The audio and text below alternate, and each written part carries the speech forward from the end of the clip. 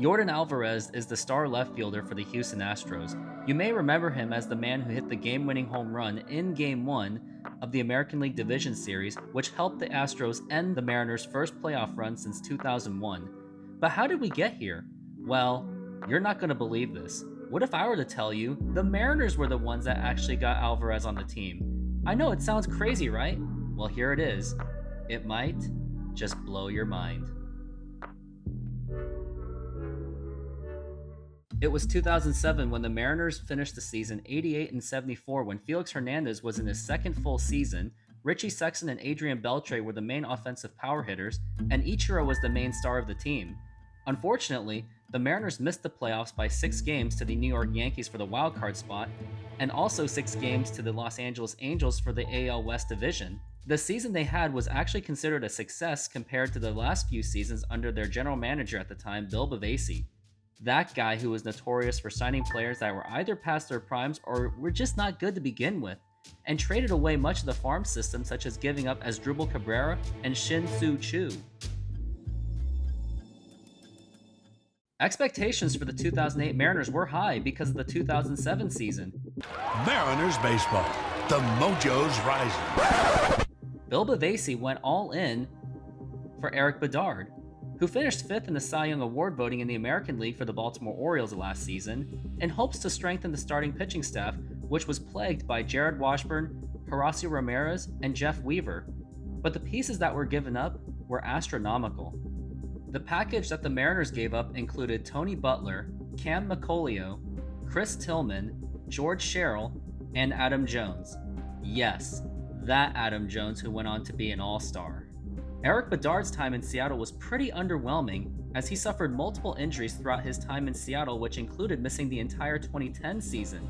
To give up that many assets for a guy who had limited availability, knowing that the Orioles got was proven to be one-sided. The 2008 Mariners went ahead and lost 101 games, despite a payroll of over $100 million.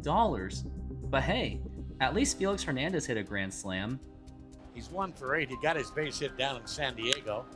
And sends a drive to deep right center field. That baby is going to be fly away. Get out the rye bread and mustard grandma. And Richie Sexson got into a fight. Property of the Boston Red Sox. Look out. Whoa, hey now. This'll get something started. Whoa. Holy moly. This is not the spark I was looking for. As for the Orioles, Adam Jones became one of the centerpieces as a 5-time All-Star. George Sherrill was an All-Star in 2008, and even Chris Tillman became an All-Star later in his career. To say that this trade was a disaster for the Mariners would be a complete understatement, but we're not done here. Fast forward to 2011, the Seattle Mariners got Erik Bedard back from injury and performed pretty well. With decent starting pitching of prime Felix Hernandez, rising star at the time Michael Pineda, solid pitchers of Doug Fister and Jason Vargas, the Mariners found themselves just 2.5 games back from the division, but a terrible 17-game losing streak doomed their season, and the Mariners would go on a fire sale at the trade deadline. On July 31st, the Mariners under general manager Jack Zduriencik traded away Erik Bedard and prospect Josh Fields in a 3-team trade. Here was the package. The Mariners got in return Trayvon Robinson from the Dodgers. The Red Sox got Erik Bedard and Josh Fields from the Mariners. Now pay attention to that guy, Josh Fields, for later in this video. And here was the package that the Dodgers got from the Red Sox. The only memorable player the Mariners got was Trayvon Robinson, who made a great catch against the Angels following the trade, but was out of the major leagues after the 2012 season. Erik Bedard would go on to pitch until 2014 as a journeyman. Now back to Josh Fields. Now why does he matter? Josh Fields was picked up by the Houston Astros when they were in the National League in the 2012 Rule 5 draft from the Boston Red Sox. Now if you're wondering what the Rule 5 draft is, check out this video from Outta Here Baseball and the details will be given. Josh Fields would become a regular pitcher in the bullpen during the rebuilding years of the Houston Astros, which did include a 2015 playoff appearance. His time there was up and down, with decent numbers to say the least. In the 2016 trade deadline, the Astros traded Josh Fields to the Dodgers, who were looking to add depth to their bullpen for this prospect. Now, I want you to take a guess. I want you to just take a guess on who this prospect is. Yordan Alvarez. Josh Fields went on to pitch a couple more seasons for the Dodgers.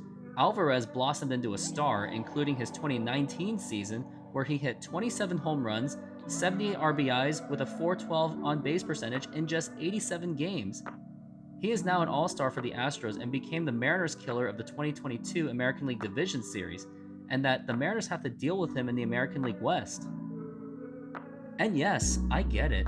Mariner fans hate Yordan Alvarez because of his performance against the Mariners, but don't get upset at him for beating the Mariners, and maybe don't even get upset at Scott Service for putting in Robbie Ray against Yordan Alvarez. Maybe you should be upset at the Mariners for their past incompetent general managers for setting up the Mariners for eventual failure in the playoffs because of these awful trades. Bill Bavasi for making one of the worst trades in Mariners history, and Jack Zarenzik for not getting a better return on that trade. Thanks for watching. And if you do like more videos like this, don't forget to hit the like button, subscribe, and hit the notification bell. And maybe, just maybe, I will come up with more videos like this on bad trades or maybe even good trades the Mariners made in their history.